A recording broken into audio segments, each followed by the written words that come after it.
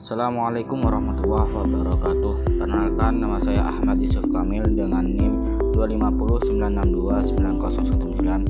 Ingin mengumpulkan tugas UAS, yaitu memberi kesimpulan dari awal pertemuan mata kuliah usul fikih hingga akhir pertemuan. Langsung saja, di sini saya membuat PPT yang berjudul mata kuliah usul fikih, yang dimana ilmu yang mempelajari kaidah-kaidah dan metode sistematis dalam menggali hukum syariat Islam dari dalil-dalilnya yang sangat terperinci, yang dimana itu dari Al-Quran dan Sunnah. Baik, untuk selanjutnya itu yang pertemuan pertama, itu tentang niat dan orientasi perkuliahan. Itu ada 3 tujuan utama, yaitu memahami istinbat hukum, cara menggali hukum syariat secara sistematis, yaitu mengetahui alasan perbedaan pendapat ulama dalam menetapkan hukum, dan yang ketiga mampu memahami Al-Quran dan Sunnah secara benar dan tepat sesuai kaidah. Karena niat menuntut ilmu harus ikhlas semata-mata karena Allah Subhanahu wa Ta'ala, yang dimana niat kita sebagai orang Islam pasti diakhiri dengan lillahi ta'ala. Selanjutnya itu sendiri ada pengertian usul fikih. Usul fikih adalah dalil-dalil syariat secara global, cara mengambil hukum darinya, dan syarat orang yang mengambil hukum. Ada yang dimana hukum itu dibagi menjadi 2, hukum taklifi dan hukum wad'i. Hukum taklifi ada wajib, sunnah, haram, makruh, dan mubah.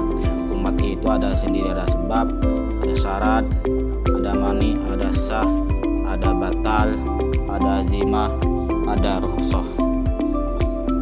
Untuk selanjutnya ada di pertemuan ketiga dan keempat itu ada amar, nahi, al-am, dan al-khos.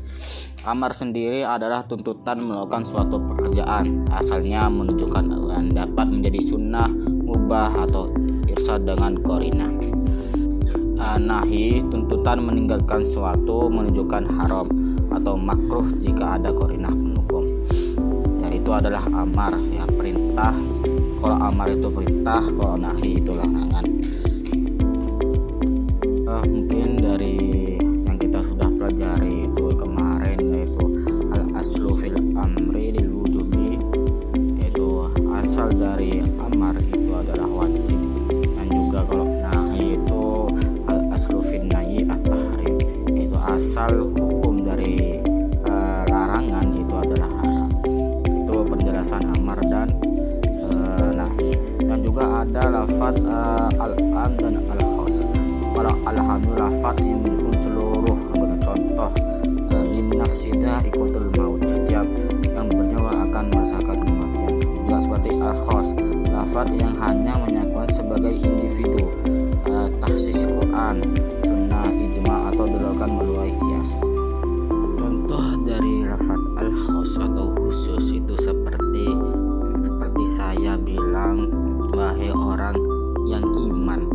Orang itu umum,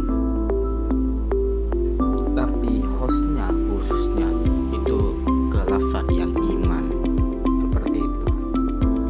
Untuk selanjutnya ada sifat-sifat lafaz dalam an-nas ya, itu ada mutlak dan muqayyad.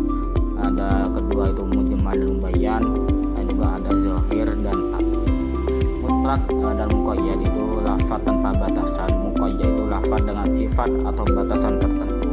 Kaidahnya lafaz mutlak itu di bawah kepada muqayyad apabila sebab dan hukumnya sama. Yang kedua ada mujmal dan mubayyan. Mujmal itu lafaz yang belum jelas maknanya. Mubayyan adalah lafaz yang telah dijelaskan oleh pembayan. Bayan dapat berupa perkataan, perbuatan, persetujuan Nabi, atau ijma. Nah, juga ada lagi zahir dan takwil. Zahir itu maknanya langsung bisa dipahami. Takwil itu memalingkan makna zahir ke makna yang lain berdasarkan dalil tanpa bertentangan dengan nas qat'i dengan sesuai kaidah bahasa Arab. Seperti contoh mutlak muqayyad itu seperti lafaz fatahari yang bermakna memerdekakan seorang budak. Itu maknanya mutlak.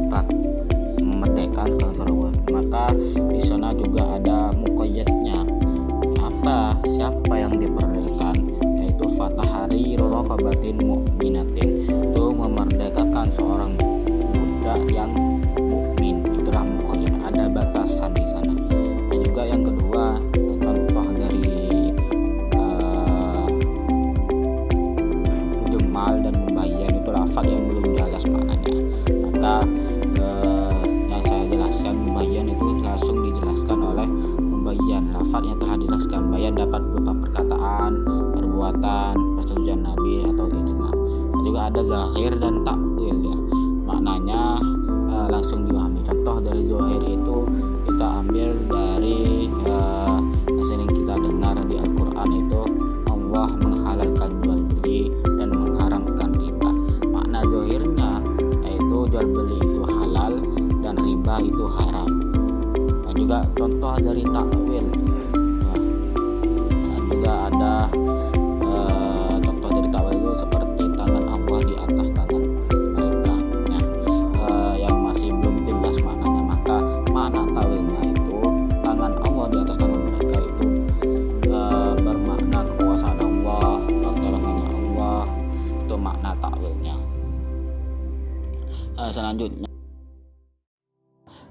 Selanjutnya itu ada nasah dan mansuh, yaitu menghapus hukum syariat dengan dalil syariat. Syaratnya itu sama-sama syariat dan dalil kedua datang setelah yang pertama dan tidak mungkin dikeperlukan. Maka nasah ini menghapus, mansuh itu yang dihapus, ya seperti itu.